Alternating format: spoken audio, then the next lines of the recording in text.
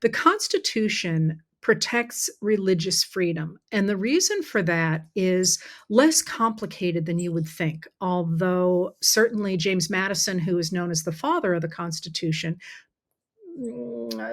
I'll shut up on that one, is known as the father of the Constitution, was very articulate about why he believed in the protection of freedom of religion. And but let's go back before the writing of the Constitution and remember that many of the people who ended up coming from Europe and settling in what became the United States of America, the North American colonies, had come from countries that had been absolutely torn apart by wars of religion. The same is true for Canada, by the way.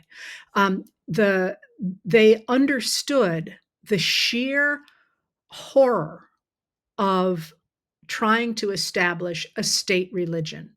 And one of the things that frustrates me when we look around us today and people talking about America being a Christian nation and we got to put that in the government is that because it is not in the government right now, everybody can fantasize about it being their religion that is put into practice. But if you actually think about the very bitter divisions, even in Protestant Christianity, over things that for those of us who are not in that community, just don't even recognize. We had bitter divisions throughout our history over which Bible was used. I'm afraid that's a bit lost on me, but we've had bitter divisions over when somebody gets baptized. Things that if you're not part of that, you're thinking, really, you're going to kill somebody over that? But people do, and people have in the past. So they had that in the back of their minds that they didn't want to establish a government on religion because that's individual, that's a personal thing. And how do you say one person's religion is more legitimate than another? And that's why they based our nation on laws, which you could sit in a room and debate and write down, and then have a judiciary say, this is how we understand that. And if we're wrong, change the law. The reason it's in the Constitution, and what I said James Madison talked about, was he believed that that the right to worship a god in whatever way you wished, and he was all those framers were very familiar with religion, and some of them were true believers, was fundamental to who a human being was.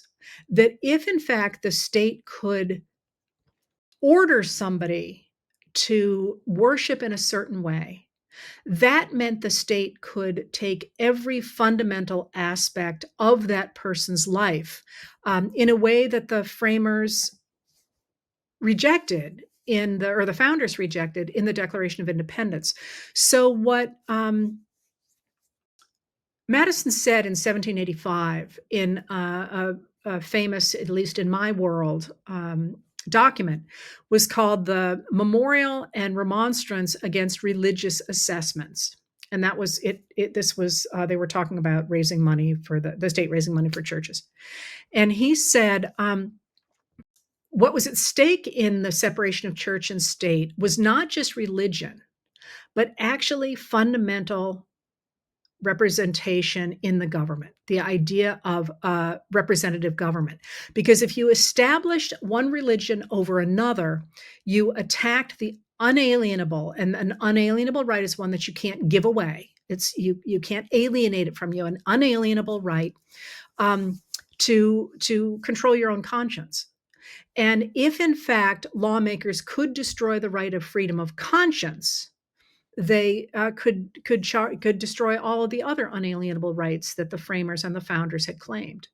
So when people nowadays talk about America being founded in religion, they kind of allied over the difference between what people believe personally about their lives and the way they worship a god or not, and a government. It is possible to be extraordinarily religious and believe fervently in a divine being and still believe in a secular government. And that's what the framers did. That's what the framers set up in our Constitution.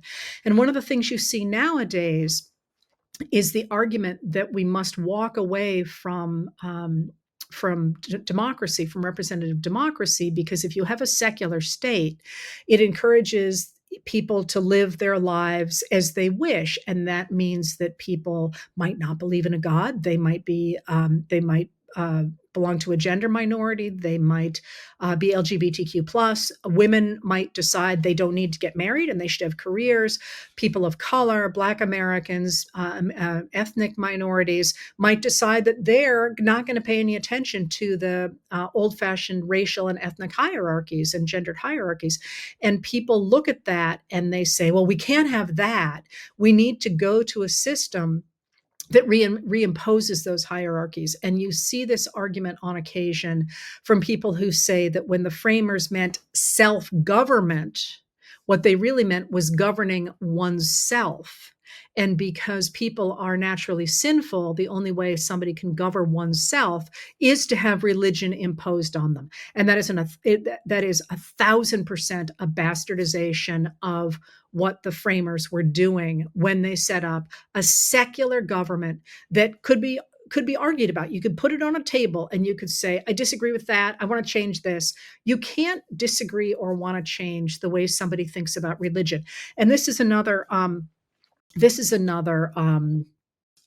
rabbit hole, but one that matters, I think, even in this moment, is that many people got frustrated by Abraham Lincoln because of his insistence that he would not take a moral stand against human enslavement in the government. Although he himself was fervently anti slavery, he refused to end enslavement for moral reasons.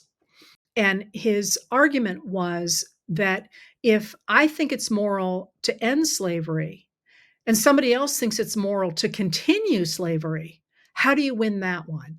So instead, he used the war powers with the Emancipation Proclamation of January 1st, 1863, to end human enslavement only in the areas that were under the control of the Confederacy, because that's how the war power worked in that particular document. And one historian famously said it had all the moral grandeur of a bill of lading, which is a shipping list. But that was the point, is that he didn't take a moral stand. He took a legal stand. And that's also why he was so adamant that we had to have the 13th Amendment, because he thought as soon as the war was over, the war powers under which he had ended human enslavement in those specific regions would no longer hold. And so he wanted it in the Constitution